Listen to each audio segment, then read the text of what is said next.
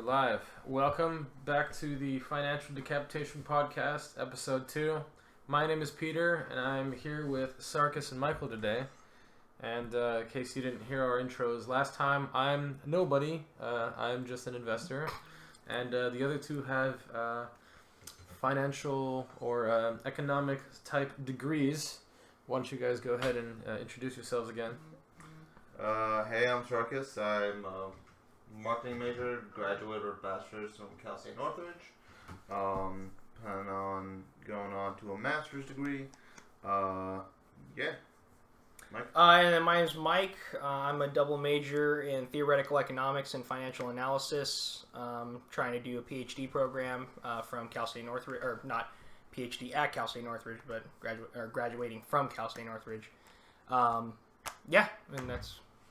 All right, and to kick things off, let's start off with what we're eating and drinking today. We just had some French press coffee that was delicious. Yep. And we got some 2-year aged Gouda. I'm sorry, not Gouda, cheddar. Yeah.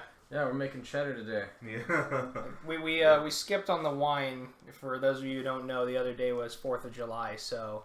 Yeah, this is July 5th, so... right. Our take wine it of a little choice. bit easy. Our wine of choice today is coffee. Yeah, exactly. All right. Gonna take a bit of a break from the booze. Who wants to kick things off today? I know Mike is really passionate about Oh certain man, subjects, so... we're already gonna open up the can of worms now. All aren't we? right. Let's jump straight Screw into it. Like, All right. dive into the deep end. Like, Okay, so if we're going into the deep end, as many of you are aware, we're getting ready to that fantastic 4-year mark in America where we're going to get ready to pick our new leader. And like any election, we're going to be having these discussions about economic plans and the financial future. And a very common theme we've been seeing are these plans for complete student loan forgiveness. And what I'm pretty much going to present are just some perspectives in this. And then I'll give my personal perspective on it after, because I think it's good that we have kind of a general basis to what we're really looking at here when we're thinking about student loan forgiveness. So right now, the key contenders who are discussing these plans would be the good old Bernie Sanders and Elizabeth Warren.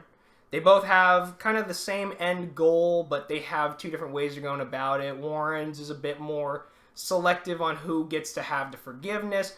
Bernie's just kind of like everyone's going to get the forgiveness. Man, Bernie doesn't know a thing about what he's talking about.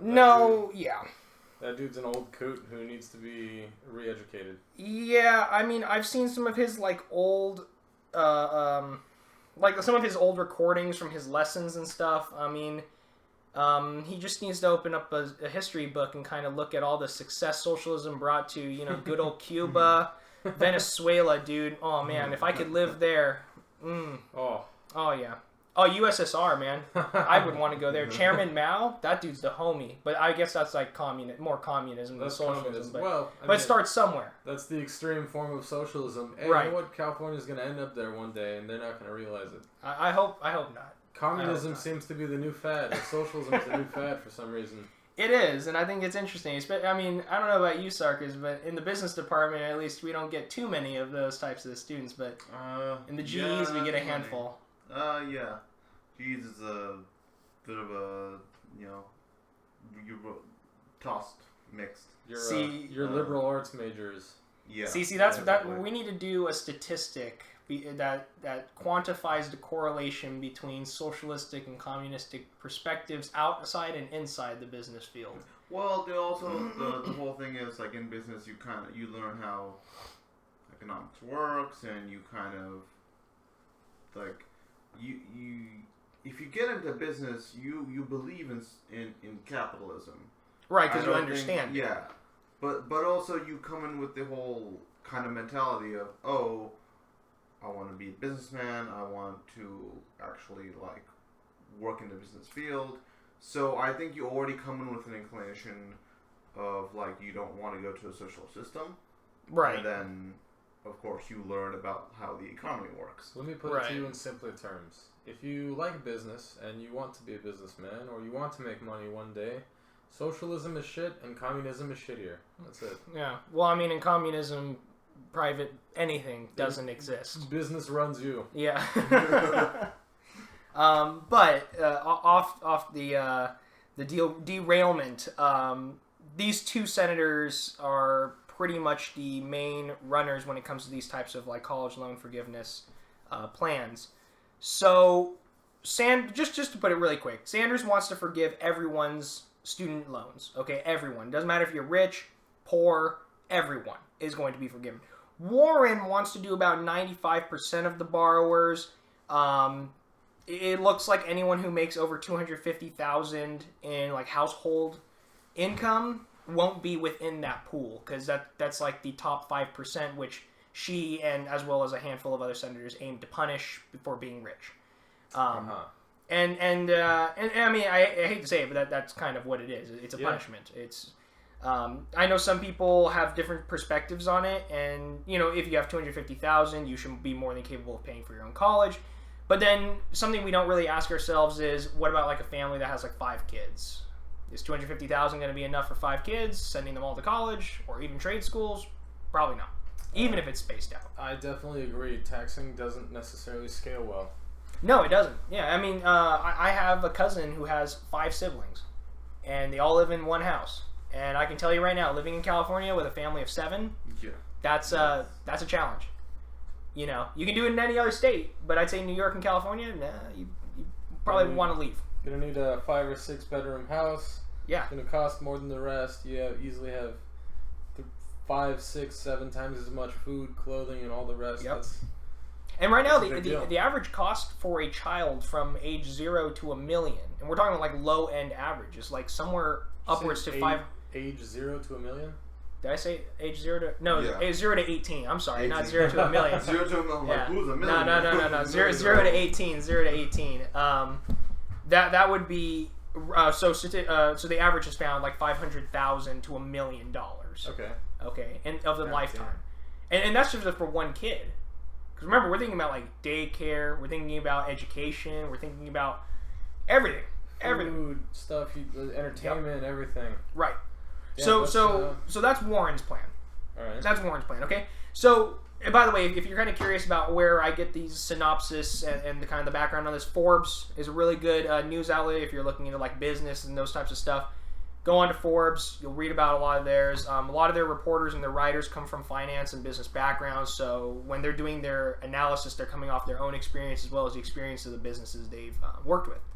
So the big question for me, at least. For me, and Peter, I mentioned this to you yesterday when we were talking about it.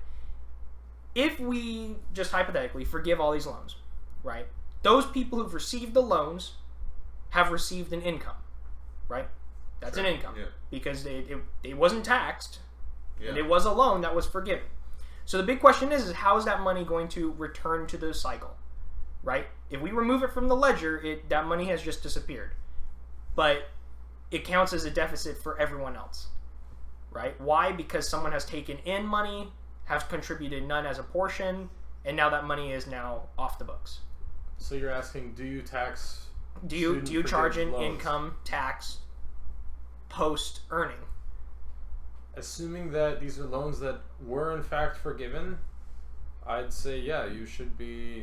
That's literally free money that you received. You should be paying some sort of tax on that. Yeah. Well, and that's the biggest concern is. Okay, let's just say you have like $100,000 loan. Sure. And it gets completely forgiven. You pretty much received a free $100,000 to pay for your entire college. Well, you have to look at it from the other perspective as well. So this money isn't going to your pocket. It's going to pay off. Say you go to UCLA and it costs you, I don't know, $12,000 a year, $15,000 a year. Yeah. And you get exactly that much money in student loans.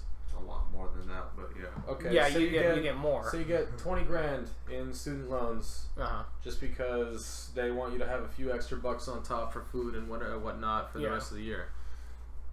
Assuming that most of that went into the university for paying off tuition and books and all that.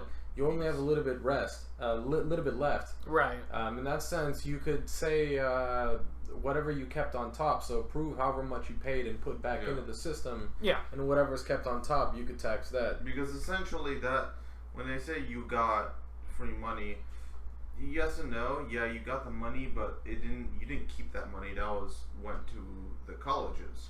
Right. Which then also comes into the fact of why the fuck are colleges so goddamn expensive with these Ooh, tuitions? I love that you asked that question, Sarkis. I absolutely love that you asked that because I did the freaking research. I did the analysis and the case study on this, and I can present my data right here. Tell us. So, in economics, you have a supply and demand curve, right? Last week, last episode, I talked a little bit about the supply and demand curve, the way it shifts depending on, we were talking about trade deficits specifically with China, right? And how that would affect the supply and demand curve. Well, when you're looking at price theory, and we're looking at the pricing level of products or the pricing level of a service, we have to use that same supply and demand chart, but now focus more on the pricing end. So we're focusing on the y-axis, which is price. Sure. Right? So now we're not really focusing on supply and demand and shifting. We're kind of looking at, okay, here's the supply, here's the demand, the point of equilibrium. That's the desired price that people on the demand side, consumers, are willing to pay for, and the price side that the suppliers are willing to charge. Right? When you reach equilibrium, that means relatively quantity demand, quantity supply will be somewhere equal. Right? It'll never truly be equal, but it'll be towards the center, which is the desired part. So basically, you're describing these schools as a business that just base their tuition off of supply and demand.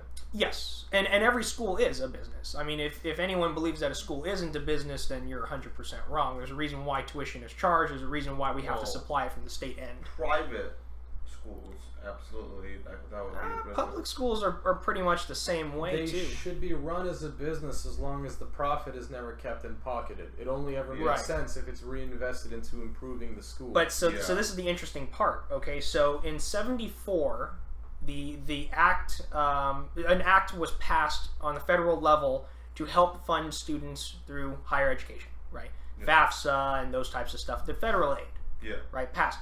Now, before that point, when we look at the price against inflation against standard of living, it's a really linear line on the graph, meaning that everything's traveling at the same rate. The cost of living is traveling at the same rate as the cost of tuition is traveling at the same rate of inflation. And we're talking about growth here. We're not talking about like total. So everything's consistent at the time. It's relatively consistent, right? Right. When you look at variability, the variance between the two, it's pretty low. And now? Now, tuition has exponentially grown. Standard of living is plateauing. And when you're looking at inflation, that has actually gone up, down. It's been kind of weird with inflation. And a lot of that's credited to, transformation from a manufacturing-based economy to service-based economy. And, we had a lot of changes going forward from the 60s to now. So are you correlating this to an increase in demand for education? Or So is this some weird factor where someone just decided we could just charge a lot more for your tuition? 'cause it's worth a exactly lot? that. So the reason why, so again, going back to the chart, right? Pricing.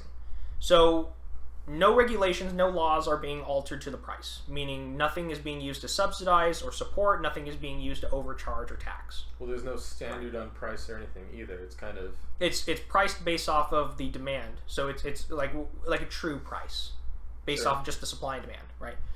Now, unfortunately, when we introduce a program like this, what do the suppliers see? The suppliers see that now the consumers are going to have X amount of dollars supporting them through, right? Now, what could the supplier do to capture more? I mean, let's think. Yeah, raise up prices because they already know they're gonna have loans secured. Exactly. So they already know they have the cash. So think about this, right? If families were already, well, let's just say $6,000. If families were already capable of paying $6,000 to get your child through school, and let's just say FAFSA kicks in '74, and now you get $3,000 to help you out with that, who's to say that the college is not going to increase their price equivalent to the FAFSA money that is now being distributed because you were already capable of paying the $6,000? Meaning now their capture rate is equivalent to the distribution rate. The reason you do that is because you can increase your capture rate substantially. So, say now that they continuously increase the price of tuition and it just continuously goes up. Yeah. What are they doing with this money? It's not like Should they be reinvesting it? Should they be pocketing it? They should be reinvesting it. Should I go and open a university tomorrow, hire a few professors, and become a millionaire the next day? Well, and that's kind of the unfortunate part is everyone here seems, or I shouldn't say everyone, I mean a lot of people do, seem to be in this belief that the people in these systems have the right interest in everyone. And at the end of the day, that's not entirely true. There's always going to be a bad apple in the group. And unfortunately, that bad apple is going to siphon money or hoard something, in which we saw in the last year, the CSU and the UCs got in huge trouble for finding out they all maintained or held a huge surplus without reinvesting. And then that was a very suspicious thing because you're thinking, okay, so this money, you're just hanging on to it. Why? Yeah. What are you doing with the money? So this brings me to an interesting topic that I talked about a while back, not on this podcast, but basically there are colleges here in the Los Angeles Community College District where I found that some of the counselors often mislead their students to keep them in the school longer because they pay for more tuition, they continue to get financial aid and continue to pay for more of the books and so on and reinvest back into their school. Right. The lower your the lower your graduation rate and transfer rate, but the higher the retention rate that these students continue to attend without actually achieving anything, the more you continue to pay this college with no real purpose. Yeah. The longer you stay there, the more they make money. Right. The more they pack these classrooms in, that makes sense. I myself have had an instance where a counselor misled me. I ended up taking 3 semesters of a class that ultimately gave me some certificate in completion of CAD-based design, but ultimately didn't give me any transfer credits towards moving into the university. And I ended up spending 3 semesters without any real purpose behind this class. Now, I myself found this class interesting. I use these, the information given personally. I use this info, but as moving forward, it didn't help me. Right. And ultimately, it was misleading. And I've seen this instance with several other people where they're misguided on how to leave this college and move on to university and so on, how to transfer, what to do, what program to take, how do I get in, and they ultimately get screwed over and they're stuck there longer and longer and longer. Right. Now, that's a perfect example of not having the same interest in mind. Oh yeah, of course. I've seen a similar thing happen. Actually, at Cal State Northridge, a friend of mine, he was in the bio program. He was biology major, hoping to go towards medicine, and again, the counselors just misled him, told him to take classes that he did not need to take, apparently, and literally just wasted time and money for him. Right. And it's just sort of, there's no oversight or guarantee that these counselors or employees or 100% have the students' interest in mind. Yeah. And that's a little bit scary. That's something like, this is some serious stuff that can get people into a lot of financial trouble. Right. Yeah. With bills, racking up. So maybe there should be some sort of legislation introduced into at least oversight or an assurance of, the people working at the university will, be guaranteed to have your interest in mind. That brings up an interesting... actually, I had something where a friend of mine who was in a master's program told me that was really interesting about which universities to attend. So this is back when I was in high school, choosing where I want to go, where to apply to, and so on. And he told me, I was considering Caltech for engineering, and he said, don't waste your time. Don't go to Caltech for a bachelor's degree in the beginning, because the professors simply... It's not even a choice of a matter of money anymore, the college trying to make money. It's more so that the professors themselves don't have your interest in mind, because at a school like Caltech, which is, the West Coast equivalent of MIT, the professors are more focused on their research and their PhD and master's students, where they can actually get grants and funding to do these larger projects and develop new technologies of, whatever engineering that they're doing. And they'd rather focus on their master's and PhD students to make that happen than they would to focus on their bachelor students and put in the extra office hours to answer questions or, stick around an extra 10, 15 minutes after class if you don't understand something. And it's literally as simple as who the professor's focus is on where you're going. He said, go to UCLA, go to CSUN instead, go to a smaller university that isn't focused on their PhD programs. Schools that are more diverse, that are more likely to push the little guys and get them out of there faster than they are to shoot for massive grants to develop some new rocket booster or whatever it is, Right. And it blew my mind hearing this, that the professors themselves don't care about the bachelor students or the undergrad or the GE or whatever it is. Yeah, and you know what?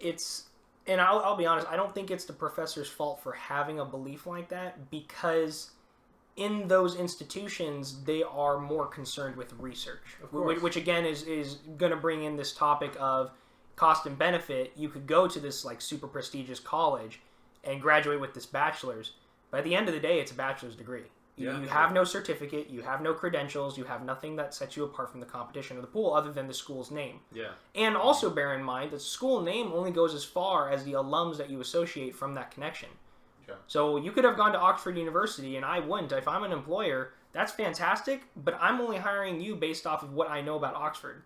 If I don't know that much about Oxford, then your degree is going to be equivalent to someone else that I see. If not lower than my alum, yeah. But I gotta say, he's totally right, because the professor isn't necessarily wrong for thinking, like, it's not like they're going out of their way to ignore the lower guys. Exactly. But it's a very lucrative concept of, listen, you can get this grant if your PhD student really does want to invent this new technology, or his dissertation was solid, or she decided that this amazing technology needed to be researched much further. Yeah. And this stuff catches your eye. If you were a professor and a student came to you with a really interesting idea, would you blow it away? Would you let it down? Or would you go and get the funding for it and make it happen? Yeah. You end up investing more time in the PhD students who are really trying to make, changes to some industry than you would to some guy who you think might not even pass your next class. Who knows? Right. And, they're not wrong for doing so, but you really have to consider your options. There's a lot of things like, which university do you want to go to? Can you afford it? Will your loans be forgiven and you get taxed on them? Who knows? Right.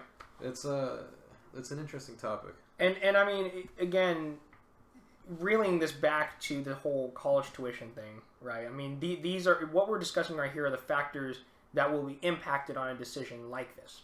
Because the funding for grants, the funding for students to go to colleges, that's gonna roam around the realms of loans.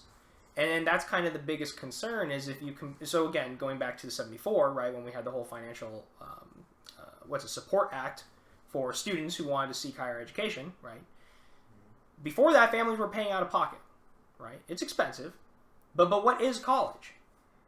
Well, why do we go to college? It's an education, but why? Why do we get it?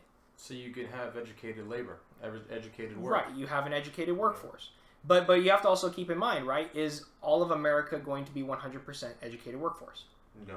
Not everyone will. And this is the biggest thing and the biggest concern some people have is if everyone has a bachelor's degree, which I'm not 100% against is the idea of higher education. I always believe you should educate yourself. Then that bachelor's degree is already worth less. Exactly. You have to understand now the bachelor's degree becomes the new high school degree. It's Now those who don't go to college will not only not be considered standard. Now they are below standard. So that's actually going to affect a portion of workforce who A, might not have the ambition to go to college, or B, doesn't really have the capacity to go to college. All these variabilities, right? Those people are inevitably going to be kind of screwed. Because now you've diluted the bachelorette degree. And now people have to compete for masters. And at some point, that's one thing Forbes questions, right? At what point, what role is universities and colleges going to play? See, it's interesting that you talk about the lack of value in a bachelor's degree because now at this point in time in the United States, you're seeing a general lack of blue-collar work. You're also starting to see that there are trade schools popping up that are actually not even popping up. There are trade schools that have been all over the country for a very long time that are all of a sudden now emphasizing that you don't have to go to school for a very long time. You just have to learn how to work with your hands or figure out how to do something, blue collar work, and you can get paid colossal amounts of money for doing work that's not educated. Yeah. It used to be work that was played down. That used to be work that was not even so much frowned upon, just looked down at as being blue collar work. Why would you do something? Why would you work with your hands when you can sit behind an office desk in a air conditioned room and make more money? Well, That's not the case anymore. it's because of our parents. It's because of the prior generation, and it's not even a bad thing. It's just a thing that people should be aware of. The reason our generation is going through this massive shift is because our prior generation, the baby boomers, are the ones who struggled to build a fortune or to support their family. They are the ones who were literally in the front lines of suffering for at least the middle class and the lower class, who had to build their wealth. So a lot of the kids who grew up in that environment were told by their parents, look, I didn't get that education. I should have.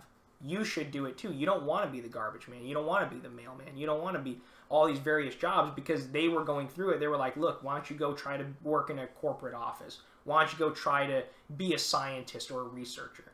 So, fortunately / unfortunately, all of us collectively were like, yeah, let's do it.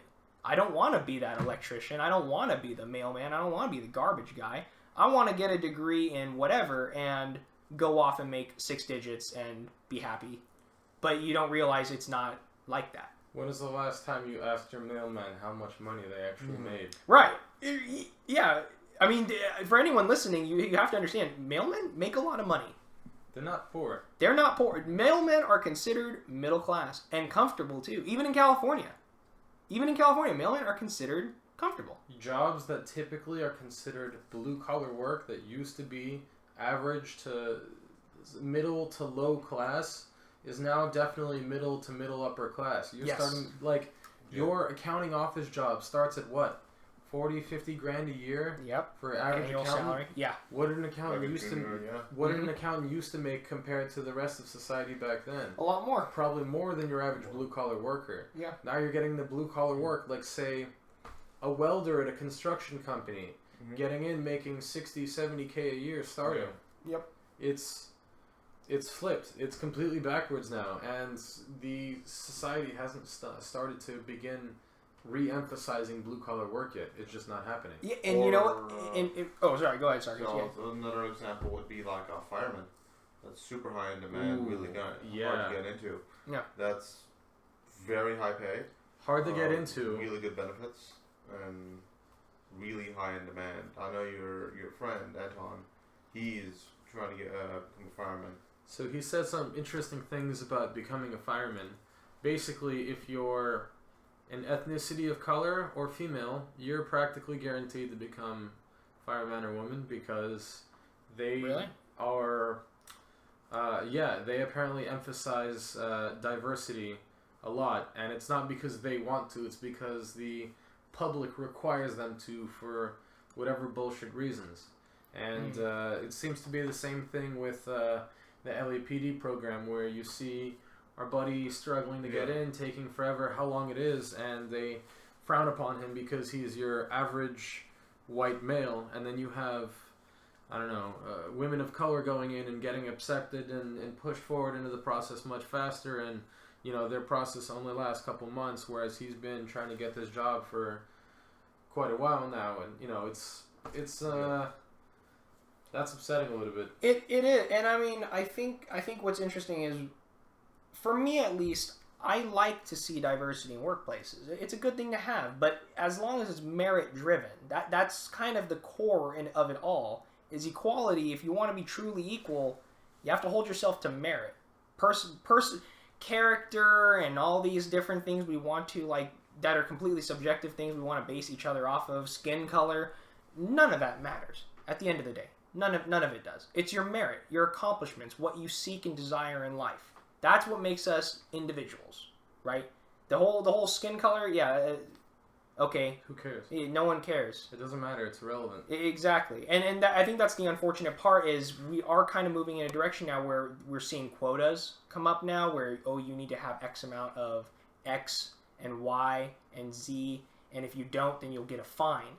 But that brings to question, if you're comparing candidates, if you have to meet that quota, but you're seeing people come in with high merits, but they don't meet your quota status, you're not really doing what's in the best interest of your company or even the general public if you're looking into firefighters and police and even medical staff.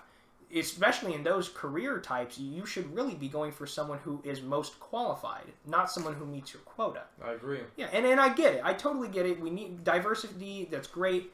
I'm not against it. But again, it has to be merit-based. That's the only diversity. It's irrelevant. I completely agree with you. Forget about skin color and gender and whatever. It doesn't matter. It's completely irrelevant.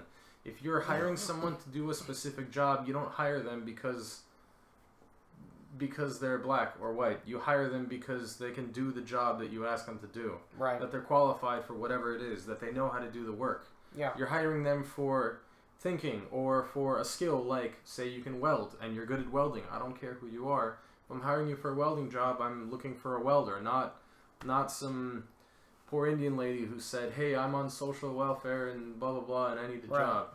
And you need the quota to meet, so hire me. Who cares? It doesn't matter. Yeah, it really shouldn't matter. Exactly. And I mean, that's another thing, too, is if we do judge these people based off of their physical appearance or sexuality or any of those things, are we treating them as equals? That's another question. Are we? Not really, if we're just judging them based off of that and just pulling them in because of those reasons. That's not equality. Equality is looking at the merits. Equality is looking at what you've done, you as an individual, and that's my problem. That's kind of the core of it, and it's kind of odd that you have people who want to fight for equality, but it's not moving towards equality.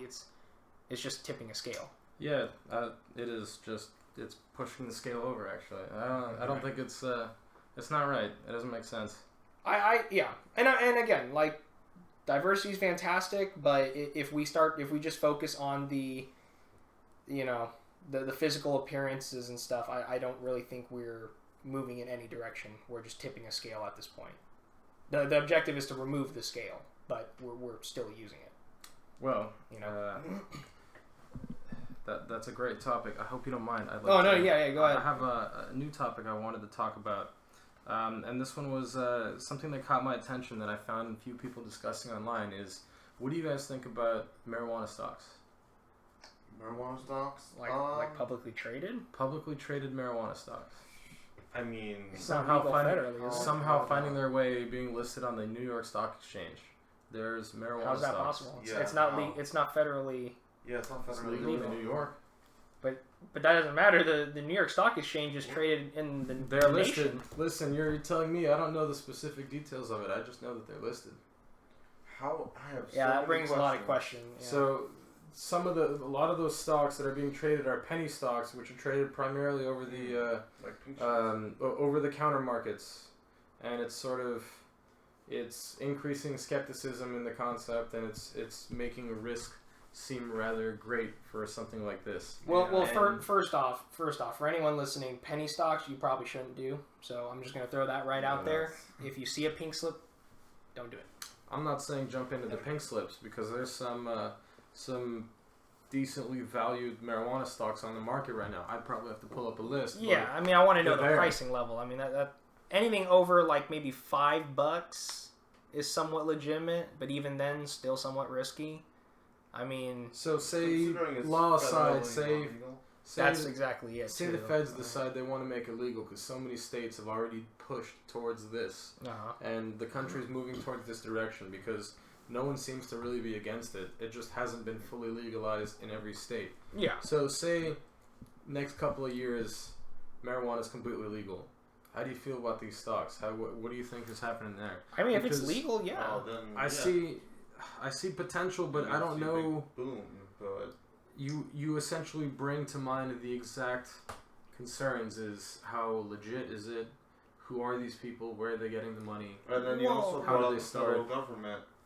Who says the federal government might not crack down on these stocks and just shut it down? That's at exactly. any point in time.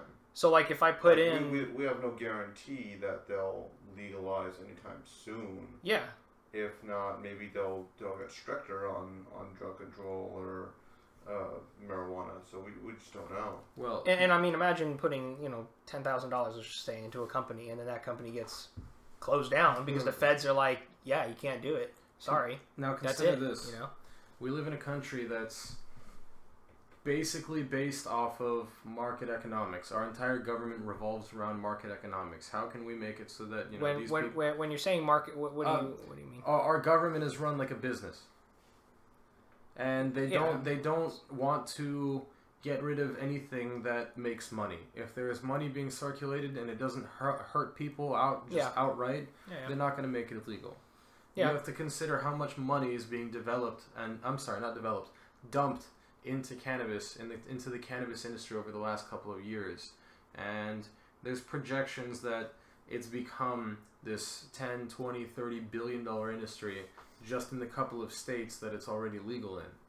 The sheer amount of volume of money being poured into this industry, there's no way that the federal government would make it illegal. They'd rather tax it and get money and put that money into something else that they can do. I agree, but this is such a hot button topic that politicians probably want this to continue to appear. So I don't think the feds will be 100% just like... I mean, if they already were, they would have done this a long time ago. I mean, dude, if we want to talk about, like, the feds making money off of marijuana, they should have passed this years ago. Years. I mean, imagine if this was legal before Bitcoin started growing huge. I mean, black market trading was big, and Bitcoin was a transaction currency. I mean, so think about that. So to tell you, the New York Stock Exchange actually has a couple cannabis companies listed on the exchange and the NASDAQ.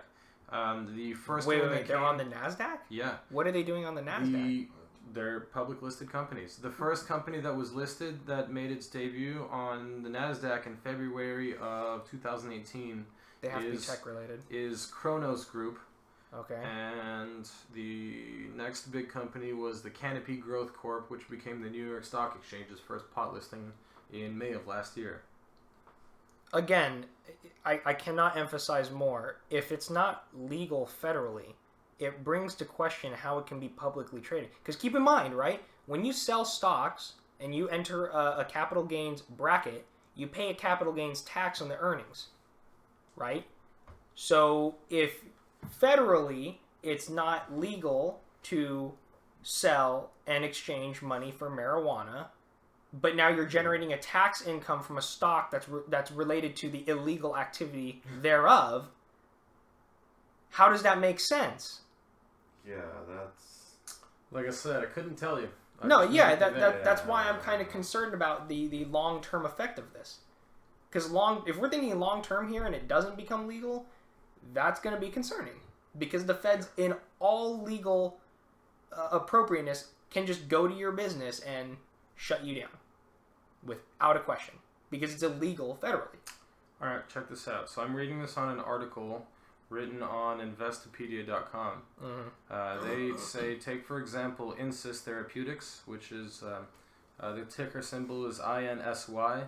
They're listed on the NASDAQ as a pharmaceutical company that was betting big on cannabinoid oil-based drugs to treat loss of appetite in AIDS patients and nausea caused by chemotherapy and anti-cancer medicine. Okay. The company got FDA approval for its drug Syndros in 2016. Wow.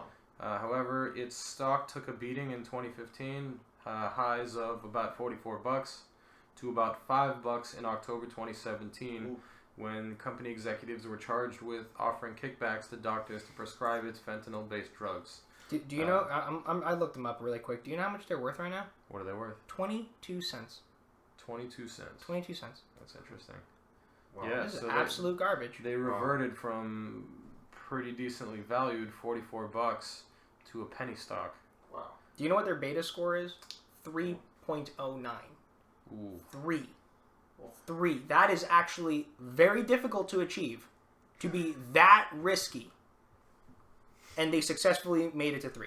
Wow. I mean, that's an accomplishment. They deserve that round of applause because I honestly have no idea. And their EPS is also very low too. I mean, that's not a good measure of stock. Holy but shit.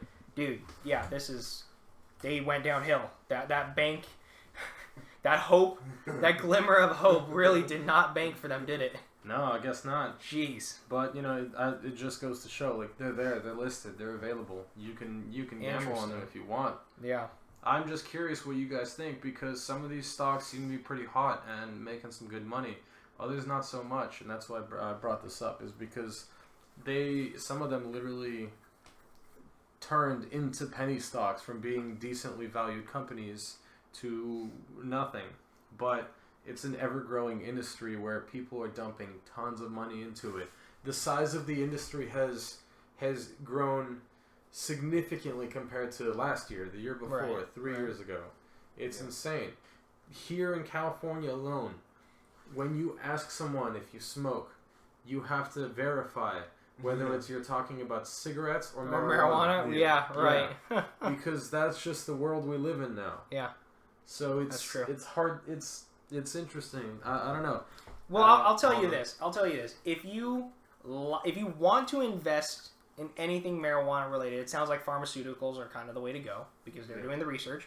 If you want to do it, and in my opinion, the quote-unquote legal way, if there's an ETF or if there's a mutual fund that focuses on pharmaceuticals or any type of research companies, invest in those because you're not really putting all your money into one company. You're putting it into the pool. And if things get good, then all the companies in that pool do well. Then you're gonna make money, right? It's kind of spreading out that risk. Yeah. And I want to invest in these companies, but I don't want to take my own money and pop it into that penny stock. Yeah. It might be smart to invest in the pharma companies that are not necessarily solely focused on marijuana. If you consider the fact that if you think that marijuana is going to explode as an industry even more so, maybe not invest in weed directly, but companies that partially deal with it. Well, there's a lot of Heineken. Yeah. Wait, Who whoa. is, Really? So Corona as well. Corona and Heineken, And and I pharma? believe Corona partnered with Lagunitas to create marijuana beers. And so these are beers that have 0 alcohol percentage, but have THC in them. Interesting. So they are essentially edibles. They're liquid edibles, and again, I mean, they're legitimate companies that make beer. Right. But they're diversifying their kind of product lineups with Smart. these cannabis products. Yeah. And if we do end up finally federally legalizing, that's going to boost those companies, and I would bet you'd see at least a bump in their stock prices. Yeah. Because they kind of already have products on the ground floor. I believe Lagunitas already has the beer out now in stores and dispensaries right now. So another thing to also realize is black market, that type of stuff, like currencies being lost to illegal trade. Yeah. When you legalize these things, you cut down on those. I mean, look at the Roaring 20s. What happened when we had Prohibition? Dude, do you think that stopped anyone from drinking? No. That's what made Al Capone so powerful. Yeah, the mafia got huge. People created speakeasies. I mean, if people somehow in their weird little world in their head think that by banning and making things illegal it just stopped people from doing things, it doesn't. Have our politicians learned nothing from history? Again though, I think they have learned, and I think they're purposely doing this because they know that the voters are inclined to voice their opinion and feel more strongly about it. Like I said, it's a hot bucket, exactly about the whole student loan thing, right? Yeah. Our generation is all about student loans because some of us took out a ridiculous amount of money to get a degree that might not be pertinent to the growing economy, and as a result, you're pissed because you can't repay your $150,000 loan. Exactly, it's a hot button. Why do you think Sanders has so many votes from our generation? Well, because everyone's the hot like, topics. Exactly, he's hitting the hot topics that our generation's like, yeah, I don't want to pay $120,000. I just want it to be gone. I don't want to pay it. Yeah, but see, at the end of the day, he says... Were you about to say that? I was just about to say, he's hitting all those hot topics. He's got all those goths and all the fucking t-shirts and black makeup and hot topics voting for him. But all he does is say the things that the public wants to hear with no actual opinion on matters that are important that make a difference. Yeah, and this is honestly my only thing with every single candidate. I don't even care. I don't care about parties. I care about your platform. I want to see a plan. I want to see what you're thinking. I want to see, even if you don't have a structured plan, if you can give me an end goal and an implementation time and then who you're going to have working on it, that makes me feel a little more comfortable with you coming into power. Yeah. I'm like, okay, you know what? Here's a person who has the right idea, has an end goal, and is going to work towards that goal. I get it if you don't have a freaking 4-year plan, okay? I mean, let's face it. Let's look at us, right? It's not like we've planned 10 years into the future, let alone 1 year sometimes, okay? Some things that we just take day to day. And $10 says every president that goes into power is thinking the exact same thing. Half of them are probably even thinking, holy shit, I won. I mean, there are probably presidents who go into power like, wow, I can't believe I won. Didn't think I'd get this far. And boom, you're there. There are so many people that I heard say, I can't believe Trump won. Right. Who is this guy? Right, yeah. There were so many other candidates that were capable of doing the job that have been doing politics for years. A lot of people don't even know that he's been in politics for a long time. He's been trying to get to this point for ages. Yeah. But it's still a hot topic is, holy shit, I can't believe he's here. What the hell happened? Yeah. I bet you he had that same idea. What the hell just happened? Yeah. Oh, I bet he did. Oh, yeah. Absolutely. You think he tried to become a president on a bet? I think $20 says I could be president of the States in 2 years. Let's go. He's at a bar with his buddies. Honestly, there's just two reasons I believe that motivated him. One was before he announced he would run, he was at this like expensive breakfast thing with a bunch of movers and shakers of the world, and the president spoke there, and he kind of roasted Trump on stage. And said, I believe he said something along the lines of like, "You'll never be president" or something like that. Oh. Or so something along those lines. And I think basically Trump did it to kind of just like middle finger, prove him wrong. Wow. And be like, "I'll get your job." So there's that, and then there's also the fact that I think this was all. It started out his campaign as basically a PR stunt. It was just basically marketing. And him just wanting to be relevant. But then people actually got behind him and said, hey, maybe this could work. And it started to work. That's and amazing. He got voters behind him, and he went way farther than he thought he would, and he somehow won the primary, beating out all the other contestants in the Republican Party. Yeah, that was actually pretty surprising. I do remember that happening. And then the Democratic Party, with their corrupt asses, fixed it so that Hillary would win, and instead of Bernie, even though he got more votes in a lot of the states. Oh, that's a good point, by the way. Isn't that interesting that everyone got pissed about the popular vote, but within the DNC, when those results came out, even though Bernie had the popular vote, Hillary somehow still ended on the ballot? Yeah, because she had the electoral vote. Exactly. So again, these people don't like the popular vote because it leaned against them, but when it leaned in the direction that they wanted internally, it's okay. It's a broken system. Gerrymandering doesn't work. It's literally just a way for corrupt politics to corrupt more. Yeah. Well, it's not even that. It's just basically the super delegates are on paper they're supposed to essentially vote what the people think, but they can vote whichever way they choose. Yeah. So they were already pretty much in the pocket of Hillary, so voted for Hillary. So the way that it basically works is that you have a large group of Republicans in a primarily Democratic state. What the state will do is they'll group all the Republicans, no matter how slim those lines may be going from city to city, will group all of these into a single electoral vote. And then you'll have multiple groups of Democrats surrounding it, and they'll break it up into 5, 6, 7, 8, 20, 30, whatever electoral votes. Yeah. And even though you might have a similar number of Republicans to Democrats, it doesn't matter how you vote, because the electoral college system says, well, you only had one vote in the actual system that matters. Sorry to interrupt, but just reconnecting this topic right here to finances and economics, there's a reason we're discussing this right now is because there actually is a major correlation between what happens in the elections and what happens post-elections to the economy. For example, right, all the economists and a lot of progressives were saying when Trump goes into power, the economy is going to fail. Bill Maher was on TV and he was like, oh, the economy is going to freaking crash. And guess what? You know what? None of them are wrong. It will crash. But guess what? It's not because of the president. It's not because of people in Congress. It's because of the economy. That's just how it goes. But the thing is, right, we see surges. We see surges because of promises. We see surges because of lobbying. We see surges because of these proposals, right? And gerrymandering is a big problem because gerrymandering is what creates your district, right? And your congressperson is going to listen to the people within those districts. Well, guess what?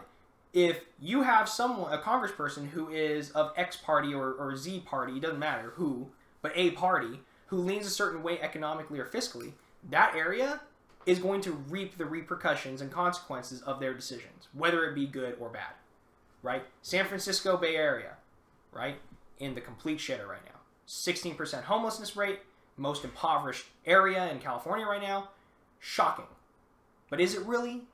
Is it really shocking? The person who's in charge of that district is fucking them because it's all overpriced homes. It's punishing corporations. It's this whole wealth distribution belief, and that's what gerrymandering creates. Is this imbalance in fiscal responsibility and business proprietorship. Isn't San Francisco like an absurdly high taxed area? Yes. Yep, because people need to also remember is that among state tax, right, your local cities can collect portions of income as well. Yeah, for that local comes city ordinances and local schools and roads and so on. Yep. And San Francisco is pretty much a key suspect of that. They're in the hole. Yes. And keep in mind, San Francisco's lost a lot of service jobs there. A lot of them are leaving San Francisco and making plans to leave. And I talked to someone about this and like, well, they still have Google. Well, they still have this headquarters. I'm like, but not for long. You don't think at some point Google's going to be like, we're hemorrhaging a lot of money in San Francisco. Let's move next door. Did you hear about the proposed tax that failed in Los Angeles? The Los Angeles Unified School District proposed a real estate tax on homeowners close to, what was it, like $30 billion or $40 billion in taxes or something that they wanted to introduce, and only a small portion of that would actually go to the schools. What's the point of that? You're trying to get money for the schools. Why don't you just blatantly make a tax for schools? Don't screw over the people who are living in those cities trying to make a living. Like what did homeowners do? I don't know. Yeah. Why specifically go after homeowners? You know what Why it not is? do a smaller tax that affects Why not everyone? take a chunk of the change from the 30, 40, 50 billion dollars in surplus that the state has of money instead of taxing people? Yeah. The state has so much extra money lying around. Why not send a few bucks towards the school? Well, it's because some politicians have deluded people into believing that rich people are the only ones who own houses and properties and stuff like that, but they don't really realize, dude, the middle class and even a huge majority of low class are trying to own their homes. Yeah. No one wants to rent for the rest of your life. Anyone listening here, key thing to retiring healthy and monetary and fiscally responsible and healthy is to own property. That is the only way to win in any country that has any type of property distribution that's based off of capitalization is by owning that property. If you rent, that's it. It's not yours. You gotta own your own car. You have to own your own stuff. If you sit there renting for the rest of your life, you can't afford it when you retire. Yeah. And you also have to understand it counts as collateral too. If you're renting, that rent, none of that counts as collateral. Oh yeah. It's just out of your pocket, gone forever. You're trying to take a loan out for your car, and they see that your income is quite low. Say you're low class, and you're renting everything. How are you going to pay for all your stuff? You can't get loans. You have no collateral. Yeah. What do you do? And then all of a sudden you're getting taxed more. Say they introduce another renter's tax or some bullshit like that. What the hell then? And people also forget, right? Renters are punished when it comes to any type of city ordinance that punishes like property developers or managers. People think that these are fantastic laws because it quote unquote taxes the rich so that we can get more of their money. But people don't understand is that the rich people are not stupid. They're just going to translate it to the tenants. So, okay, you're going to take 5% more from me? No problem. Let's get those 5% and I'm going to distribute it among the 1,000 tenants I have. And boom, boom, boom, boom, boom, increase. So this is interesting. I lose nothing, they lose everything. I have a buddy who owns his own small business. Mm-hmm. He opened up a store in Santa Clarita, and he's been having issues with the Homeowners Association. Oh, God, HOAs. God, I hate HOAs, dude.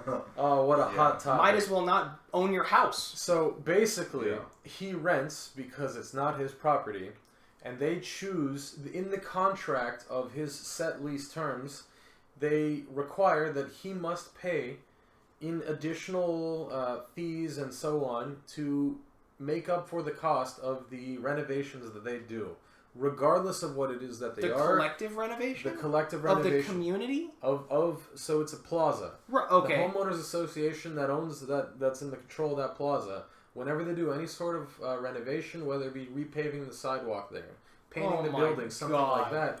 that money gets split upon all the tenants there, Nice. and they have to pay for it in full.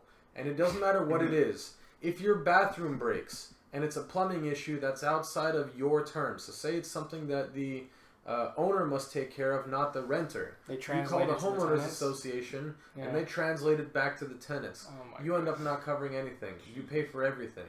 They charge their tenants millions in Yeah. that tiny little plaza. And What happens? that right there is the perfect example of Property exactly value that. goes up for them. Yeah. And whose money? The money. Where did it come from? It came from the tenants, not the owners. Mm-hmm. Exactly. These taxes against property owners doesn't affect the property owners. It affects the tenants that live within their properties. And that's why, if you want to talk about how expensive renting is in California, that's because there's a high property tax. That's because there is a high developing tax. That's because there's a huge penalty when it comes to any type of land acquisitions, closing fees, that type. I mean, the list goes on. And LAUSD wants to add more taxes. And what really is unfortunate about that is a lot of these people who are living within LA Unified School District or even Glendale Unified School District, they're just trying to have a family, live in a modest home or something, or an apartment, and just send their kids to school. But at some point, it's going to become so expensive, they have to leave or be homeless, one or the other. And that's the unfortunate part, is we're now penalizing the very people that we are supposedly helping. It doesn't make sense. It doesn't. I hope we don't end up like San Francisco. This state. I don't think we will. The Is city. it really a 16% Homelessness rate, yeah, it's gotten bad. It's pretty bad. It's gotten bad. They also have rent control, which is interesting, and it's not working for them. I don't agree with rent control at all. Because the business, Why is rent so high then? If it's So, okay, or is it just the fluctuations and it's the fluctuation, right? So, rent control varies from like property type to property type. yeah. Right. And keep in mind that if you're an owner within a rent control zone, the owner must lower the rent to match that zone's ordinance and the laws, right? So what happens is you have proprietors who are like, oh, well, screw this. I'm not going to do it. And they sell the property. And they'll take the loss because they know the operating expense is far higher It makes sense. than though. revenue. Exactly. Why would you take a loss on your mortgage payment when rent doesn't cover it? What's Exactly. the point? So you sell it. You You're say losing in equity. You say, you know what? I'm already going to start losing money. I'm just going to take whatever I have left and I'm going to go buy something else. The only time rent control ever works is if the government is supplementing the difference in value. Yes, You take market exactly. value and you subtract rent Yes. control value, Mhm. and you have to supplement the owners if you want to supplement the renters. Exactly. But you can't do one without the other. And also bear in mind the whole idea of rent control, right? If you want to look at where that actually came from, you got to go back down to the roots of communism and socialism. You got to look at state-owned residential, right? Tenement buildings, right? Big old tall structures like they have in China, where it's just jam-packed with your workforce. Cookie cutter apartment buildings. Exactly. Yeah. Look at the USSR when they were expanding in all their main cities. They're chock Just full of them. voop, voop, Yeah. voop, worker hut, boom. Yeah. All cookie cutter, all subsidized housing, no ownership. Like boom, you all pay the same rent. You all live in the same space. You're all the same people. Done. And that's the only way rent control can possibly work, unless you, of course, create a subsidy. But that's never going to happen. That's the only way it works. If the state owns and controls that residential building, they can impose the rent control because they'll incur the expense and they're the government. If you have cookie cutter houses where every house is the same and every neighborhood is the same and everything is equidistant to every job that you're attending, then every property value is the same and every rent value should be the same. Yeah. But that's just not the instance. And You move into say you move into a $500,000 house and it's just that expensive because Los Angeles is a stupidly expensive city. Yeah. Or say, same thing in San Francisco and it's even more than that. And it's dumb expensive. And you're looking around at this house and, I don't know, it's a 2-bedroom house with 1 bathroom, 1,400 square feet. It's tiny, hasn't been renovated in ages, everything is breaking, needs renovations, right? And then you go to, say, Texas, and for half the price, for $250,000, $300,000, you can buy a freaking mansion that's literally as close to your work as you want it. Yeah. That you can't establish a rent control when you have difference in value simply because of where it's located or who owns it or Like, you have to put a value on it, and you have to supplement that value. You can't just say, yeah, I think this dude can't afford it, so you're gonna have to stoop down to his level, and he can pay you $1,500 a month for a $3,000 a month house. And you know how we measure these losses in economics is by using that supply and demand curve, and you do a price ceiling. You draw that horizontal line at the price, and you say the price shall not pass this point. And depending on where equilibrium lies, above or below that line, will affect how the consumers and the suppliers respond. So in this very scenario, imagine the supply and demand curve. You got your y-axis, which is your price. You got your x-axis, which will put quantity, right? On price, we have a price ceiling. So imagine if that price ceiling was below equilibrium, okay? Super cheap, okay? The price ceiling is really, really low. What do you think happens to the suppliers? They're like, fuck this, right? Quantity supplied is going to decrease because people are, homeowners or multifamily owners are going to be like, no, I don't want to pay or make my rent go down and I'm going to incur a massive loss. Screw it. They sell the property or they get rid of it or they could even redevelop the property, keep in mind. They could apply for a zone change depending on where that property is located. They can change it from residential to commercial. As long as they get it approved, they can tear down that tenant and build a strip mall. Which you do see in LA. Actually, a lot of conversion. Have you ever seen or heard of people talk about Section 8 housing and that works at all? Do you know anything about that? Section 8, I heard about it, but I haven't read about it. That is the worst. Well, what is it? Because it's essentially a lottery system. Some people get it, some people don't. And the poverty line is incredibly low, but the people who do get it are the absolute worst tenants. And all it does is screw over the homeowners. And it doesn't make sense because these people who can't afford homes, who don't want to get jobs, who are getting money from the state to live and then getting unemployment income to supplement that, what are they doing? How are they contributing to society if they can't even get a job? Now, they're taking these Section 8 checks, and the most difficult thing with dealing with a Section 8 income housing is if you're the homeowner and you have a problem with them, you can't take it up with them because they can't pay for it. You can't sue them if they screw something over, if they break the terms of the contract, if they sublease, for instance, and it's not legal with, I don't think it's legal with Section 8 housing. Now they're getting income, and you're not, because Section 8 housing doesn't necessarily give you fair market value. Lastly, on top of that, you can't evict them. You can't evict them because it's not legal, because they're government supplemented income checks that are getting sent to you. It's consistent. What if they don't pay you in time?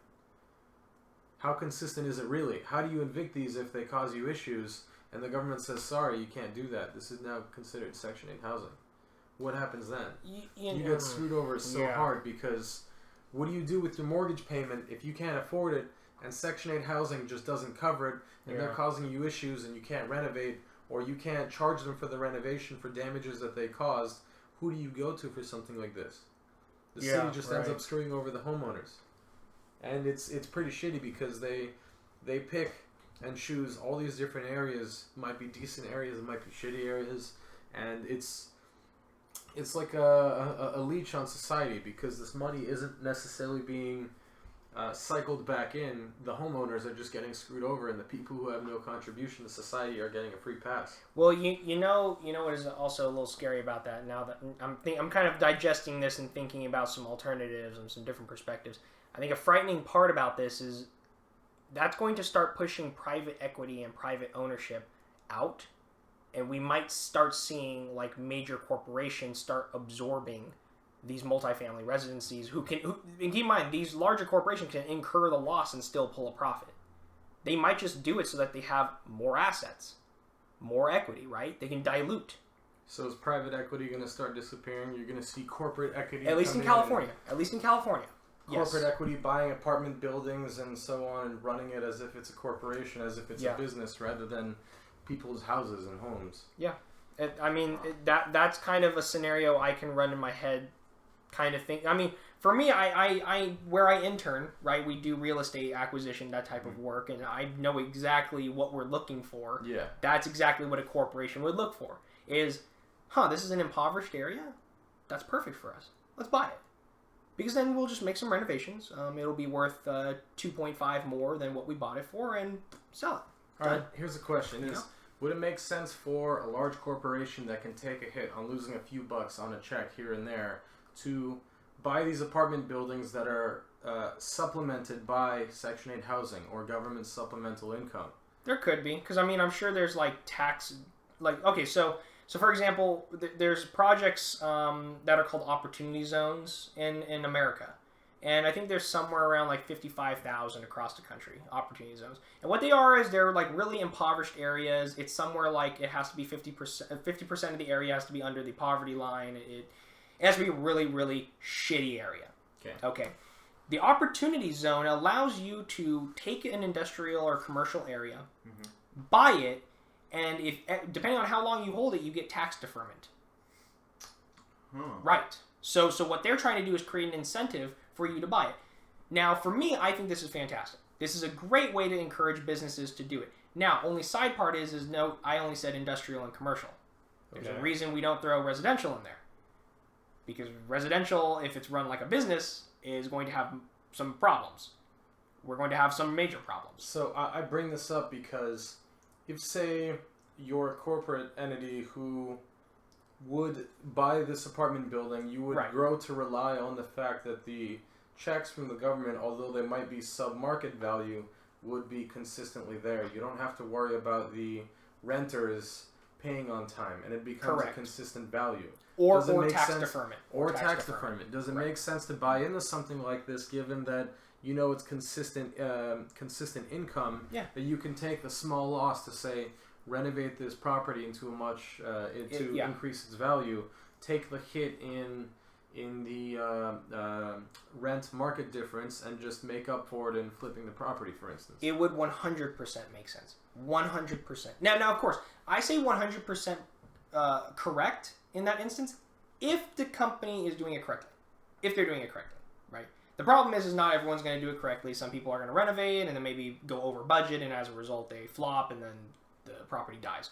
Okay. But if they do it correctly, and they have a plan, and they have something that works consistently, go for it. And the reason is because although you will take the operating expense loss, the net equity value at the end is going to be much higher than your buy-in price. You can take in that loss. So the opportunity zone is a prime example of that. You go in, you hold the property for 10 years. I get 100% tax deferment on any type of like leveraging that I did on the zone, on any type of capitalization I had, any type of private equity I threw in. I get 100% tax deferment as long as I hold it for 10 years or more. And at the end of that, boom, bye-bye, buy property. I developed it, it's gone. So no matter what, it's a slow. Now keep in mind, 10 years is a long time to hold a piece of property. It's a long time to hold any type of assets. At that point, you have to consider the cost of benefits. The cost of benefits. You have to consider whether its property value increased less than or more than the rate of inflation, and there's a million other things that you have to consider at that point. The next best thing, right? Yeah. Your opportunity cost. What's the next best thing I could have done with that money? So $100,000 is, or let's just say you buy like a $10 million property, right? What's the next best thing I could have done with $10 million? If it's higher, then you lost it. If it's lower, then you made a good investment. That's the whole concept of opportunity cost. Just in case anyone listening doesn't know, the opportunity cost is the next best thing you can get. It's not what you're losing, it's just comparing the next best thing you could have gotten. Yeah. That's what an opportunity cost is. Yeah. It's like you choose door B, well, what was door A? Exactly. Yeah. Right. If I went with door A and went with door B, what was the trade-off? What's the value? A lot of it is fundamental value too, not even technical or like just absolute value. We're talking about like, oh, my feelings, like, oh, did I lose desire in this one thing over this one thing? Yeah, did I lose what amount of time and work did I put into this thing compared to this other thing, and was that worth the amount of money I made? You have to consider all those different factors. Yeah, exactly. You can't really consider emotional value or attachment of value, but it seems like some people still do. Well, remember, when people invest, they get emotional, they get attached. Sentimental value really shouldn't be a thing, but it kind of is. It's a human thing. You can't go around it. Well, that kind of ties into the concept of location. Yeah, is your sentiment towards it. You think, the beach is such a nice place, so I think that this house close to it is worth a lot of money. Dude, think about like nostalgia value. Right? I mean, if a realtor learns about your background, let's just say the realtor knows that you come from the country and you're looking for like a house. The realtor's going to be like, oh, you ever heard of, Chatsworth? There's like some rural areas out there. Why don't I go show you? Like some people have like chickens and horses out there. It's pretty nice. You're still in the city. Kind of wood cabin-y feel. Yeah, go ahead, build your house out there, get a horse. Everyone does it. You're good here. Yeah. It's the whole emotional, like, oh my god, it's so nostalgic. I grew up here. And as a result, that's how they get you. You know? That's how they get you. It's crazy how many businesses feed off of nostalgia and how much money people make. Dude, look at Disney and the live action remakes. Yes. Oh, dude. There's so many. What about all the video game companies that are coming out with titles that have been around for 10, 20, 30 years? Crash Bandicoot coming. People coming out, companies coming out with classic versions of old arcade systems and like the old PlayStation or the old Dreamcast or whatever. Yeah. It's something that I think it's best described as people wanting. I've heard it described as like comfort food. That people want those sort of nostalgic, like shows like Full House and even Stevens and all these shows that people kind of grew up on when they were kids. Right. Those sort of entertainment and things from the past are comfort food. It's stuff that reminds you of a simpler time when you were young. Now that you're an adult and you have a lot more stresses and things to worry about, you kind of want to go back to a simpler time when you didn't have to worry about all that stuff. I see. So people kind of that's why they have rose-tinted glasses, and that's why they want and desire to go back in time and enjoy the things they enjoyed when they were children. That's why Friends is still like one of the highest viewed things on Netflix. That's why The Office is still viewed over and over and over again. Yes, both great shows, but that great nostalgia factor and that kind of comfort food element to them, that sort of return to simpler times element, that's huge in their continued success. And they're even years after they've stopped airing, still killing it. I mean, something that kind of gets me thinking is, I wonder if that's what really led to the rise of indie games coming back. The idea of pixelized art and the idea of going like a 16-bit, 32-bit, like super super classic design, but with a modern, UI or something like that, right? Well, I'm pretty sure indie games kind of banked off of that. You don't think? And it's also the opening of Steam. Steam, not a lot of people quite remember that Steam was very selective on what games got on, and it was actually very difficult to get onto Steam initially. You had to know someone at Valve and really pull some strings to get your game on, and if your game was added to Steam, it would be on the front page and get a lot of views because not too many games would be added onto it quite frequently. Nowadays, well, maybe a little bit less so. They've started to filter a little bit more, but for a long time, there was little to almost no filter on Steam to what they accepted, and pretty much everything was published on there. So there was just this flood, this just giant kind of the valve had been released. And the floodgates were opened, and everything went through. With that, it was sort of seen as like this really hit spot to get games, where the only games that were on there were the best games. They were handpicked. Yeah. It almost felt like a curated selection. All of a sudden, you have it turn into an open market. The floodgates open. People don't necessarily realize this right away, and all of a sudden, these games are exploding because you think, wow, all these new games on here, they must all be amazing. They're on Steam. Yeah. That's the concept. Is the sort of you make it seem like it's better than the rest. Like it's special. There's something better about these because I don't know. Like Apple, they make you think that it's all of their products are pristine because they have this really nice sheen to it. So all of a sudden they're making all these sort of products. Before they made, a MacBook, they would make a computer, they made an iPod, and that was it. Yeah. And now they're making, look at all the stuff they're making, and how many people think that their products are premium. That's the same concept. Is opening up the floodgates to all these different things. Or if you look at Android and Apple's marketplaces, app stores. Before it used to be that you only saw a select few apps that did really well, especially on the iPhone when it was first released. Next thing you know, it blew up with over 1 million apps, and it was huge. The reason that smartphones became big as they did was because the iPhone felt like it was premium when it came out. And that app store is what did it so well for them, is that so many people came out with this premium content for you to use and consume on your phone. All of a sudden, everyone is doing it. Everyone wants it. Right. There's also something I want to touch on where because Steam really became like an open marketplace, it provided a platform where all these smaller developers can actually publish their games now. That's a big deal. Yeah. So instead of it being very difficult to get your game out there and get eyes on it, suddenly you have a place to publish your game now. Yeah. That you've been working on. So you can just put it right up and that's that. Yeah. So that transition of Steam to an open marketplace really kind of resurged the indie game scene. Yeah. Not to mention that people are also, of course, looking for games that either aren't as time consuming because not everyone has time for like 60-hour games. Of course. And aren't as hard in their wallets, so it's not a $60 game. Right. It's a $10 game. It's a $5 game. It's a $15 game. Yeah. And I mean, keep in mind, having that open market too, what's amazing and just fantastic about it is now you have all these big companies that used to have that niche, that corner, and indie developers just had no chance. Yeah. Well, what do we see happening with EA and Ubisoft and all these big cornerstone companies? They're getting freaking wrecked.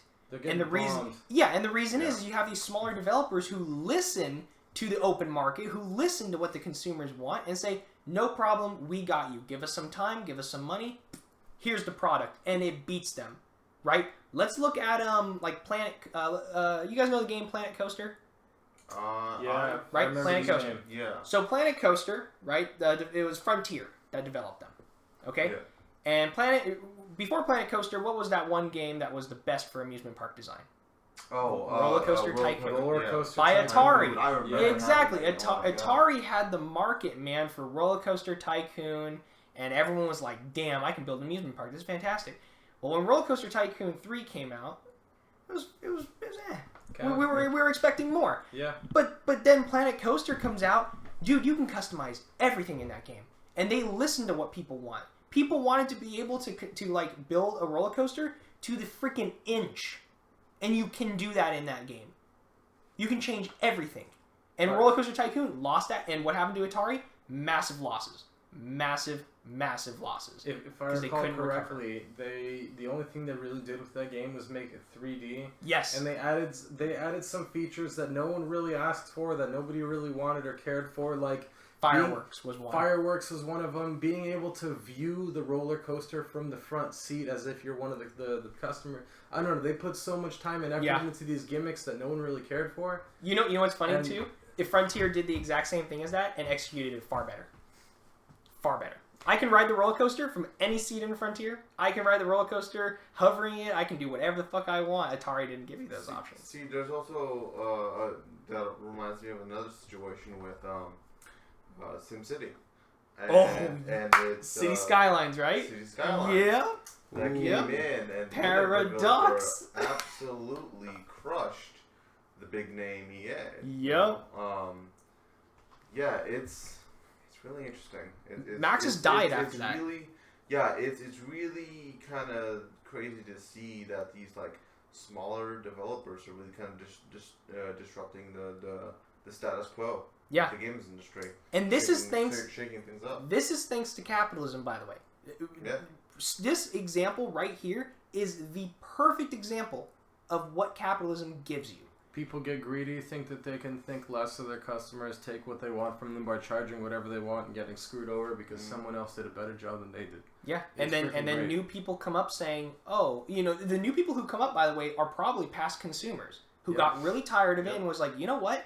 Fuck this, I'm going to build it now. I want better. Exactly, and I'm going to give better. That's how you become. That's how you build entrepreneurs. That's how you crush these big corporations. You know, everyone's goal today is, I hate the big corporations. I want to crush them.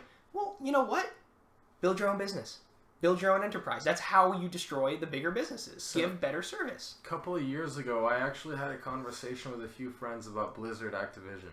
And I told them invest, and at the time, I was super right. They made so much money. Yeah. And then I started hearing news about people complaining about lack of basically listening to their customers, and told them sell. And they did, and it was the best decision for them. Activision has had so many issues, like for instance, just recently, them splitting ways with Bungie. That was a huge deal. That Bungie's a big company. They're not a small video game producer. They made some of the biggest titles in the world. Yeah. And I mean, their portfolio is limited because they've only made a handful of games, but every single one of those games was huge. Yeah. I don't know if all the listeners know what it is we're talking about, but the Halo series was everything I grew up on. I played every one of those games religiously. Yeah. And now all of a sudden you have Bungie making great games like Destiny, and people love it. Hundreds of thousands of people flock to this game. I don't know, probably millions of people are flocking to this game. Yeah. They sold so many copies of this game.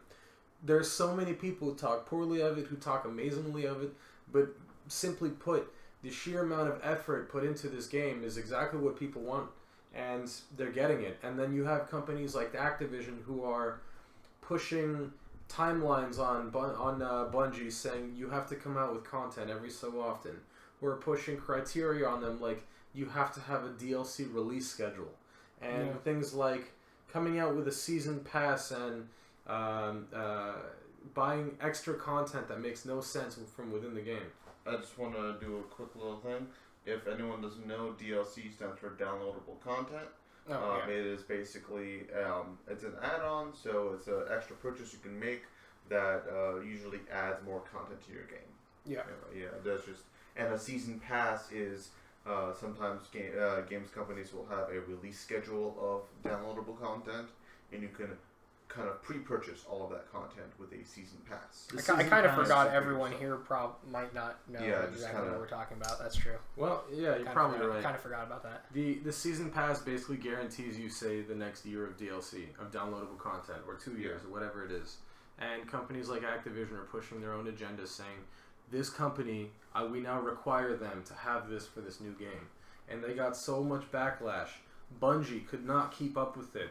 That's one of the biggest reasons that they split from Activision, is the differences in values. Is that Activision constantly had Bungie pushed to calendar dates to have certain things released by then, and they nitpicked them and nickel and dimed them, and Bungie couldn't have it anymore. Yeah. And it's the same issue that Bungie had with Microsoft back in the day when they split back then.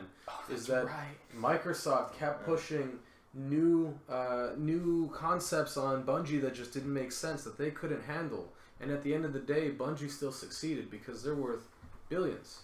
But they couldn't keep up with these demands that these companies met, and they had to part ways. Bungie is better off for it. The new this isn't Bungie anymore. The new 323 Studios that's coming out with the new Halo game. Did you hear the size of the budget for this game? No. It's considered the most expensive developed video game of all time. What's the budget? The budget is $750 million. Oh my god. For one video game? For one video game. Well, that's a lot of equity you're putting into that. Jesus. What's the... what I'm curious is the IRR and the flip value on an asset like that. Is this a publicly traded company? Bungie? No.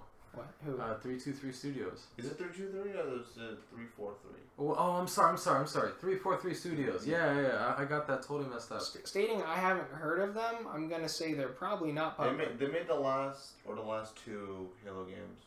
Yeah, last two. I haven't played the last two. You say that, but my buddy didn't realize Blizzard was a publicly traded company until I told him about it. We should look into that. See if maybe they're... I don't know. It's crazy. The sheer size of the game. What kind of a game is it going to be? Where's the money going? We saw, previous to this, the most expensive video games were GTA 5 and Red Dead Redemption, whose budgets were close to $500 million, or a little bit less. $400 million, $500 million to develop one game. Yeah. But GTA 5 and Red Dead Redemption are huge open world games where these maps are like 80 gigabytes for the game, and you have tons of content to consume, from multiplayer to story missions to endless amounts of interactions with things in an open world that's constantly changing and adapting to you. Yeah. It's crazy how much content is in there. What is Halo gonna do? It's a shooter. Well, in another weird thing. Oh yeah. So just an update on 343 Industries or Studios. Basically, it's part of Microsoft, and it was actually established by Microsoft Game Studios. So they have an umbrella. So it's like an umbrella company. Yeah. It's an in-game. It's an in-company studio. Basically. So But Microsoft funded Microsoft. $750 million. And by the way, Wow. from like an They're investment. They're really. Wow. From an investment perspective, for those listening, if you did want to invest in this company, and because they're umbrellaed by Microsoft, you would just in return buy Microsoft. But remember, you would also have to really think about the percentage that this company makes up, the impact, variability. Yeah. Again, these are more technical analysis, but if you just wanted to support a company within that umbrellaed company, you would invest in the umbrella company. But there's a variable amount of risk. But going back to your timeline thing, by the way, just side note, I don't understand why companies still have these timelines, because from what I've seen on Steam, most players don't give a shit about how long it takes to build this game. They just want the game to be good. Yeah. Like I mean, Planet Coaster took a long time to finally release. But when it released, it was fucking amazing. People were like, holy shit, like this was worth waiting 3 years for. It was worth it. Well, I just wanted to say, with the introduction of things like early access, I mean, it doesn't even need to necessarily be even a finished game. Right. You just released kind of beta versions of your game, and you can already start generating sales. Yeah. Which then can increase your budget, and give you the leeway to actually finish the game or improve the game to standards that you weren't able, you couldn't realistically achieve with just loans or the money you had. They need contracts for those, by the way. I'm really tired of early access games being released and then falling through the cracks and then dissolving, because then you're screwed. I was gonna say something along the lines of early access games not always fully releasing, or them releasing a half-finished game as early access, charging as much as a full game for it, and then not really doing a whole lot, and then taking 3 or 4 or 5 years to finish releasing it without ever really changing anything. Mm-hmm. And, in addition, the early access games sort of acts as like a soft launch for the game. Mm-hmm. So it also kind of screws it over in the long run, because when they do the official launch, the game has already been out for a year. I've been playing it for ages. Well, that was early access. Yeah, but I've already been playing it for a year. What's different? So that's another thing I'll also kind of elaborate on if anyone's listening doesn't know what we're talking about. Early access is basically a system on Steam that's been introduced a couple of years ago, where if a game developer has a game that's not finished yet, but they kind of want to show it to their consumers, to the audience, for them to play, kind of not almost a half-baked, that has connotations, so I would say like a beta version of the game, an unfinished version of the game. They can put that onto Steam, either free or for cost, typically lower than what would be the official release. And you can play the game before it ever officially releases, an early version of the game at least. I hate to say it this way, but it's kind of like a paid-for demo for some of them, and again, that's why I've bought games on early access that have completed, and they turned out to be absolutely fantastic games. I've also bought like maybe 2 that didn't get completed, and I'm just sitting there with like a half game, and I'm like, well, this was great. Like, imagine buying a car but it only came with 2 wheels. Like, that's exactly what I got. Why don't they just come out with a demo that's free and just say, here, give it a try, and tell us what That's how it used to be. They don't do it anymore. Yeah. No. Like I mean, come out with if you have, say, 10 missions to complete your entire story, and that's your whole game, give us half a mission. Call it after 15 minutes and give us your feedback. Here's it for free instead of paying full price for it. Dude, my parents hated me doing that, and I'll tell you why. Because do you remember back in the day you would download like a launcher, and the launcher would have all these libraries, you could download them. Yeah. And you would get like demo coins or like demo something. Yeah. Like in Fable. Yeah. Fable had that. Yeah. And you would pay a coin, and you can play it as long as you want, but you had X amount of demo coins, and once you run out of those, you have to buy the game. That's how they got it. And my parents fucking hated that, because every time I ran out of the coins, I was like, ooh, I just want to buy the game now. And it worked. But I don't understand why today, now it's like I have to pay for it. Now I'm prepaying for the game, and I have to cross my fingers that I did not buy a product that's not going to complete. You know, at this point, it's an investment with zero return.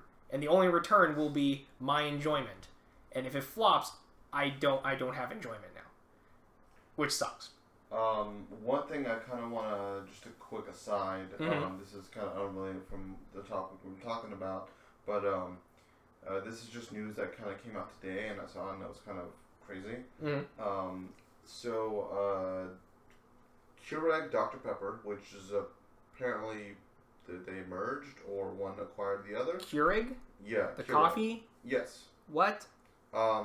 So they, that company, owns a mineral water brand called Penafile, and that brand was just pulled voluntarily because apparently they found high amounts of arsenic. Oh, that's in great. The products. Nice. And it is a publicly traded company. It's Keurig Dr. Pepper. Ouch. So yeah. How's their stock doing? Well, actually, the markets were completely down today. It's down. So, everyone got hit. It'll be interesting to see what happens on Monday. Huh. When the markets open up. Yeah, that's not good. That's really bad PR, and I'll be honest, a lot of things like that is very hard to recover from. I mean, short their stock on at least they softened the It's blow not a bad with idea. voluntarily pulling their own products. That's true. But yeah. still. I mean, voluntarily pulling it before the FDA intervenes, I'd say that's a little softer on your PR. It is. Because at least you openly admitted and you pulled it without, you have internal. You're showing you have internal controls, and you test your own products. Right. And you're being proactive, but it still definitely hurts. Oh, absolutely, absolutely. I would not be surprised if they get hurt from this for maybe 2 months, 3 months to recover. Just before we wrap this up, I want to brush on one topic again that I covered last week. Is the tech stocks. I love my tech stocks. I knew we were gonna just the Chinese trade war. No. This is a little bit different. This is just a free market at its best. My favorite companies to cover: AMD and Intel. I'm sorry, not Intel. Nvidia. AMD and Nvidia. It's the graphics card wars right now. AMD announces their graphics card lineups. Their Navi line is what they're calling it. The RX 5700 and the RX 5700 XT graphics cards that are coming out at a decent consumer price of $400 and $450. They're solid graphics cards. They haven't been officially released yet. Nvidia fights back when they made their super cards, the dumbest name ever, but they said that they are going to replace the existing cards that are within the same price margin as the AMD cards. And the older cards that are already out on the market are going to have a price drop of $50. They're going to discontinue them completely after that. And the newer cards are going to take the old price bracket to replace it with a better card. That's the fight that we've been looking for this entire time. Finally, Nvidia lowers their prices and gives us better cards instead of charging us what they want. And then coming in right from behind, AMD comes right back at them, and just before their launch says that their prices are actually more competitive than Nvidia thought. They lowered the prices $50 on both of those cards. Nvidia thought, listen, we got them on the competitive edge with the price. We have the better product. Now we have the better price. AMD said, not today. We have the same price as you with the better cards. Yeah. They're fighting back. Finally, for years and years and years, Team Green has been charging whatever they want on whatever product they want. Yeah. Because AMD just couldn't keep up in either GPU or CPU space. I mean, this is what we get with free market, man. That's what you get with free market. It's amazing. Finally, you're getting good technology at a good price, and these companies are legitimately fighting each other over for it. Yeah. Price drops and new technology drops like it's nothing. New company comes out with a better value product than yours. You have to make yours faster now, and you have to lower the price to compete with it, and you got to do it again and again. It's kind of amazing. And- Finally. And consumers win out through this because they get more options and they get better value. So if you're looking to build a PC, suddenly your options have gotten a lot better. Oh Yeah. Now, And- I mean, yeah. who do we have to thank for this? Do we have TSMC to thank for ramping up production on the 7 nanometer chips for AMD, or do we have TSMC to thank for screwing over Nvidia? Do we have Nvidia to thank for finally lowering their prices, or do we have an AMD to thank for finally getting in the competition and pushing the other side? It's a good question. And I mean, again, freaking excellent example of why free market enterprise capitalism works is because it pushes technology to the next bounds because it forces companies to do it. Oh yeah. And then at the end of the day, consumers are just going to get nicer things. I mean, the standard of living only goes up. That's the beautiful part. I mean, let's compare right now. In this room, we have a freaking computer, a TV, monitor. I mean, dude, let's go back 20 years ago. Yeah, let's go back 20 years ago. Yeah. Dude, we had like shitty Dell computers that were like, wow, 4 gigabytes of RAM? Actually, I don't even think it was 4 gigabytes, like 2 gigabytes. 20 years ago, you had 20 something like 256 megs, 128 megabytes of RAM. 20 years ago, we had Windows 95 and a monitor that was about. Wait, Oh, no, I'm sorry, you had way no, less no, RAM. no. 20 years ago, in 1999. No, man. 20 years ago, that's 99. Yeah, you're running on Windows 95 still. Yeah. Oh, XP right. Yeah, you're doesn't right. come XP out didn't yet. come out yet. So yeah. Oh, shit. Maybe I shouldn't have said maybe 10 years ago. Well, even then, 20 years ago, huge difference. 10 That's years ago, why- huge difference. I had that PC. That was my first computer. That was a Pentium processor with a monitor that was about like a foot long thick. I can't remember remember the my family Windows 95 desktop, the either. family desktop that we had in the middle of the Yeah. living room, where you still had dial-up internet and you couldn't connect to the internet on your phone because your mom was on the phone with a neighbor. You know what? Yeah. I love what you said too. Family desktop. Today that doesn't exist. Everyone That has does their not own exist. desktop. Everyone has their own computer. Everyone has their own computer. Yeah, exactly. Your Wait phone on in your the phone. pocket, that's a computer. My grandma, who doesn't know how to use her smartphone, has a smartphone to make phone calls. Yeah.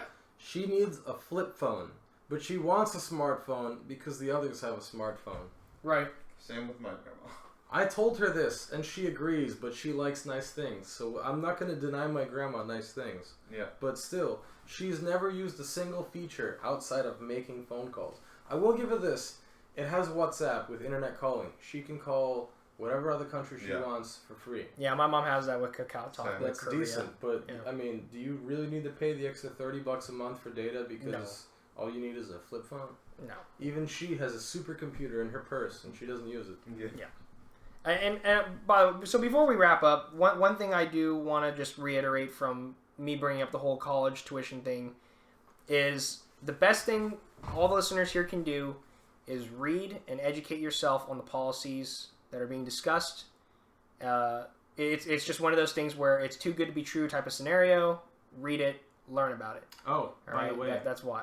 Yeah. I'm on Team Red's side. I'm voting with AMD. AMD? Yeah, they're putting the hurt on their enemies, on their opponents. They're doing really well for themselves.